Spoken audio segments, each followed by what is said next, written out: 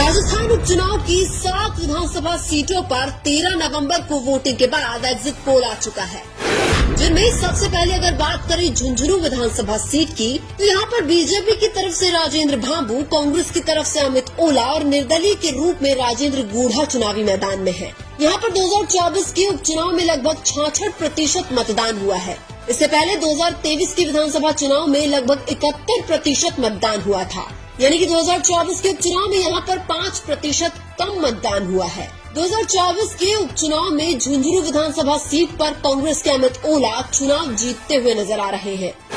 इसके बाद अगर बात करें सलूम्बर विधानसभा सीट की, तो यहाँ पर बीजेपी की तरफ से शांता मीणा, कांग्रेस की तरफ से रेशमा मीणा और बीएपी की तरफ से यहाँ पर जितेश कटारा चुनावी मैदान में है। यहाँ पर 2024 के उपचुनाव में लगभग 67% मतदान हुआ है। इससे पहले 2023 के विधानसभा चुनाव में लगभग 71% मतदान हुआ था, यानी कि 2024 के उपचुनाव में यहाँ पर 4% कम मतदान हुआ है।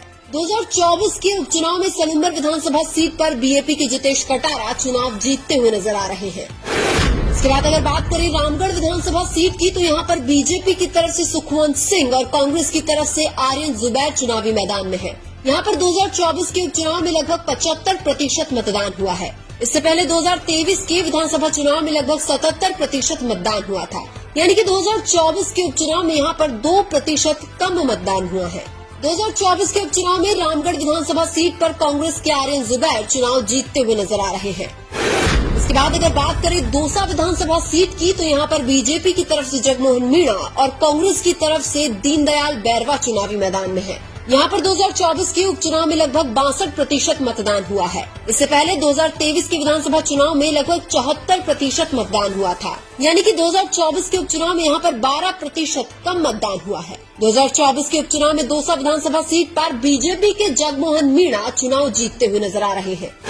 इसके बाद अगर बात करें 84 विधानसभा सीट की, तो यहाँ पर बीजेपी की तरफ से कारीलाल नानोमा, कांग्रेस की तरफ से महेश रोत और बीएपी की तरफ से अनिल कटारा चुनावी मैदान में है। यहाँ पर 2024 के उपचुनाव में लगभग 74% मतदान हुआ है। इससे पहले 2023 की विधानसभा चुनाव में लगभग 82% मतदान हुआ था, यानी कि 2024 के उपचुनाव में यहाँ पर 8% कम मतदान हुआ है। 2024 के उपचुनाव में 84 विधानसभा सीट पर बीएपी के अनिल कटारा चुनाव जीतते हुए नजर आ रहे हैं।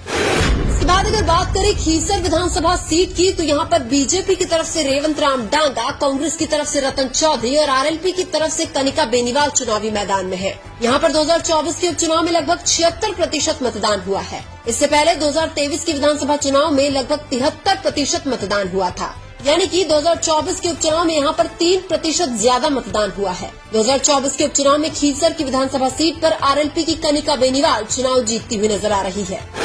इसके बाद अगर बात करें देवली उनियारा विधानसभा सीट की, तो यहाँ पर बीजेपी की तरफ से राजेंद्र गुर्जर, कांग्रेस की तरफ से केसी मीणा और निर्दलीय के रूप में नरेश मीणा चुनावी मैदान में है। यहाँ पर 2024 के उपचुनाव में लगभग 65% मतदान हुआ है। इससे पहले 2023 के विधानसभा चुनाव में लगभग 73% मतदान हुआ था, यानी कि 2024 के उपचुनाव में यहाँ पर 8% कम मतदान हुआ है। 2024 के उपचुनाव में देवली उनियारा विधानसभा सीट पर निर्दलीय नरेश मीणा चुनाव जीतते हुए नजर आ रहे हैं।